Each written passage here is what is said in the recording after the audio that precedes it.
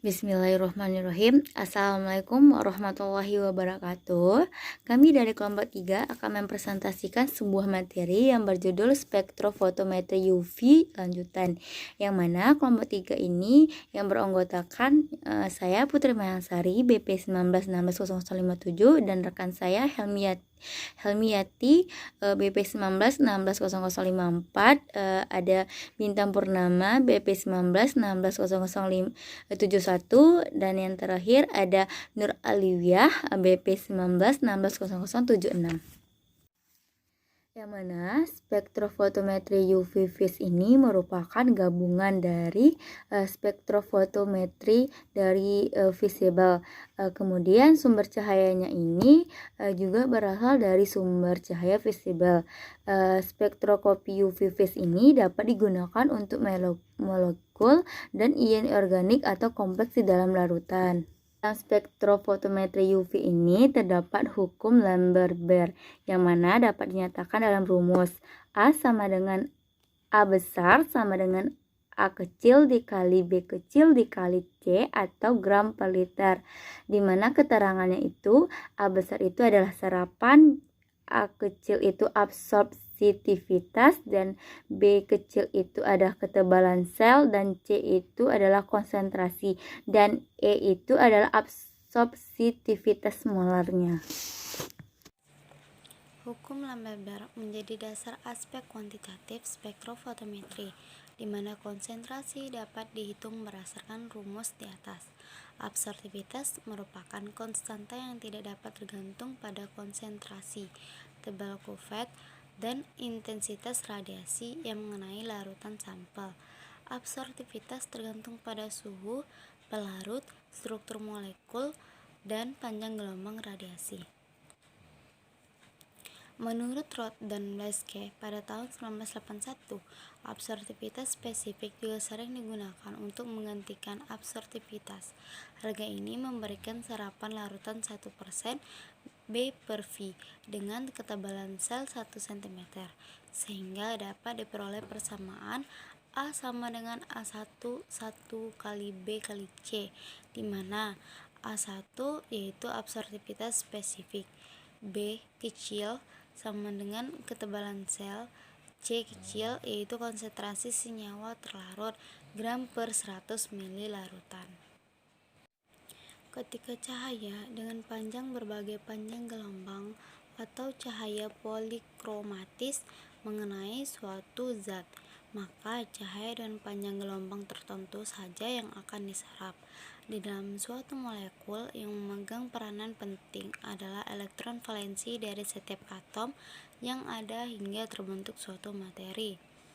Elektron-elektron yang dimiliki oleh suatu molekul dapat berpindah atau eksitasi, berputaran atau rotasi, dan bergetar atau vibrasi jika dikenai suatu energi.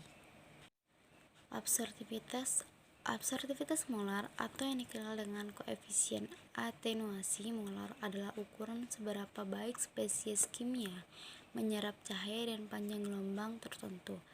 Hal ini memungkinkan perbandingan antar senyawa tanpa perlu mempertimbangkan perbedaan konsentrasi larutan dari lebar wadah larutan saat melakukan pengukuran. Absorptivitas molar umumnya digunakan dalam ilmu kimia dan seharusnya tidak disamakan dengan koefisien ekstinsi yang lebih sering digunakan dalam ilmu fisika. Satuan ukuran standar untuk absorptivitas molar adalah liter per mol sentimeter. Ada analisis kualitatif senyawa. Analisis kualitatif pada spektrometri UV vis biasanya dilakukan pada senyawa organik. Hal ini dikarenakan pada senyawa organik umumnya memiliki ikatan pi. Pengukuran titik leleh DNA. DNA tersusun atas beberapa asam amino adenitimin atau AT dan guanin sitosin atau GT. Dapat dikatakan absorpsi dari molekul. DNA merupakan penjumlahan dari asam amino penyusunnya. DNA dapat mengabsorpsikan sinar UV karena adanya basa nitrogen yang bersifat aromatik, fosfat, dan gula tidak memberikan kontribusi dalam absorpsi UV. Komponen penyusun alat spektrofotometer. Spektrofotometer adalah alat yang digunakan untuk mengukur transmittance T atau persen T atau absorbance A sebagai fungsi dari panjang gelombang. Komponen alat spektrofotometer terdiri dari sumber sinar, monokromator, dan sel detektor. Yang pertama ada sumber tenaga radiasi yang stabil. Sumber tenaga radiasi terdiri dari benda yang tereksitasi hingga ke tingkat tenaga yang tinggi oleh pemanasan listrik bertegangan tinggi atau oleh pemanasan listrik. Sumber radiasi ini terdiri atas dua bagian, yaitu yang pertama sumber radiasi ultraviolet atau UV, yaitu sumber-sumber radiasi ultraviolet yang kebanyakan yang digunakan pada lampu hidrogen dan lampu deuterium. Yang kedua ada sumber radiasi yang terlihat pada sinar tampak. Sumber radiasi terlihat dan radiasi inframerah dekat yang biasanya digunakan yaitu lampu filamen dan tungsten. Monokromator. Pada monokromator ini, sinar polikromatis masuk melalui celah. Setelah melalui lensa berkas, sinar dijadikan sinar yang sejajar dan selanjutnya masuk pada prisma atau kisi difraksi.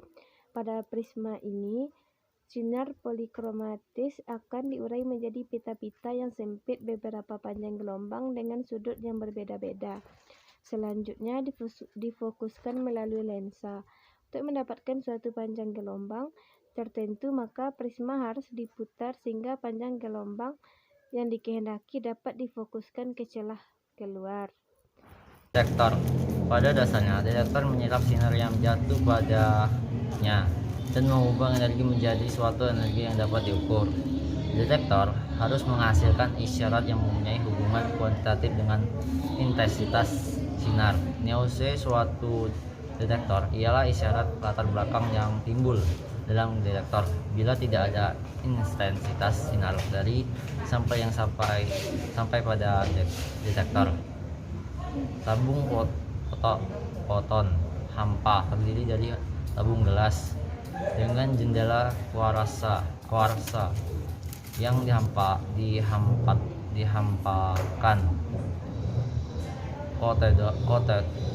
katoda berbentuk setengah silinder yang dilapisi senyawa oksida logam alkali tanah atau alkali tanah yang menghasilkan elektron yang terikat lemah kawat atau ditempatkan di tengah silinder anoda. Antara anoda dan katoda diberikan beda potensial 90 volt. Baiklah, kegunaan spektrometri UV untuk analisis kuantitatif molekul, untuk studi prodinamika dan kinetika reaksi, untuk meninjau stikonometri reaksi, selanjutnya untuk analisis kuantitatif gugus fungsional pada senyawa organik. Detektor. Pada dasarnya, detektor menyerap sinar yang jatuh padanya dan mengubah energi menjadi suatu energi yang dapat diukur. Detektor harus menghasilkan isyarat yang mempunyai hubungan kuantitatif dengan intensitas sinar. Nilai suatu detektor ialah isyarat latar belakang yang timbul dalam detektor bila tidak ada intensitas sinar dari sampai pada detektor. Tabung foton hampa terdiri dari tabung gelas dengan jendela kuarsa yang dihampakan katoda berbentuk setengah silinder yang dilapisi senyawa oksida logam alkali tanah atau alkali tanah yang menghasilkan elektron yang terikat lemah kawat atau ditempatkan di tengah silinder anoda. Antara anoda dan katoda diberikan beda potensial 90 volt 5 volt 90 volt. Baiklah, hanya itu yang bisa kami sampaikan. Apabila ada kesalahan dan kekurangan, kami mohon maaf. Wabillahi taufiq hidayah. Wassalamualaikum warahmatullahi wabarakatuh.